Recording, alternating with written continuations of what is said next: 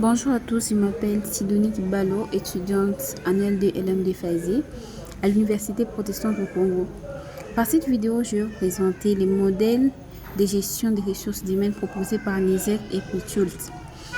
La question nous a été posée de présenter les idées principales, les différences logiques d'action, la cohérence interne et externe, etc. Premièrement, nous allons commencer par vous parler du modèle proposé des Jean Nizet et de François Pichult.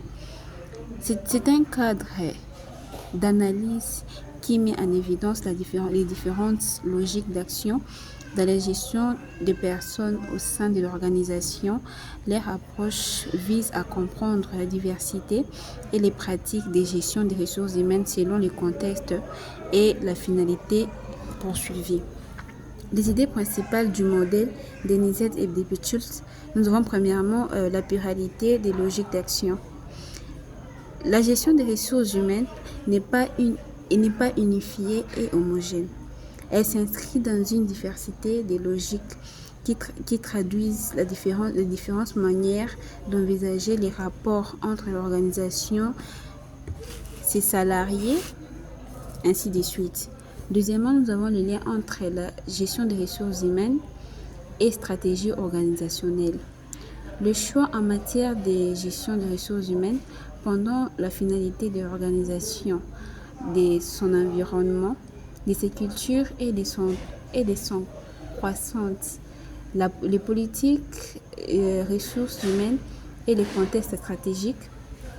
Troisièmement, nous avons le modèle contingent et les constructivités. La gestion des ressources humaines est influencée par les facteurs internes, les marchés, structures, stratégies. Et internes, nous avons le marché, législation, atteinte socialement, mais elle est aussi un fruit de construction sociale et des jeux d'action et d'acteurs et des représentations. Quatrièmement, nous avons la logique d'action identifiée. Premièrement, nous avons logique disciplinaire qui assure l'ordre, le cadre et la conformité. Deuxièmement, nous avons une logique utilitariste qui consiste à optimiser la perfection économique.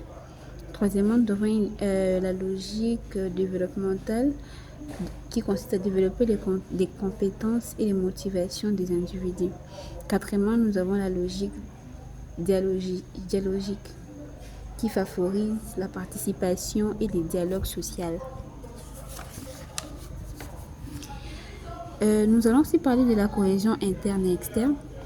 Nous allons commencer par la cohésion interne.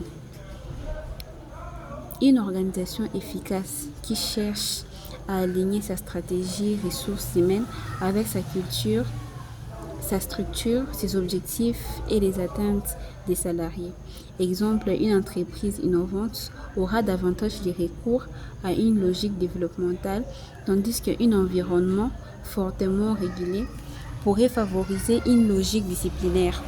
La cohésion externe, par rapport à l'environnement, l'organisation doit s'adapter à son environnement socio-économique, juridique et concurrentiel. Par exemple, une entreprise en compétence, une entreprise conteste et pénurie des main-d'œuvre sera sur le développement et la fidélisation. Nous avons la logique développementale, une entreprise confrontée et des syndicats puissantes adaptées plus volontiers sur les logiques diagnostiques. Merci beaucoup. Voilà un peu en bref la synthèse faite sur l'idée et les modèles proposés par Nizet et Pichult. Merci.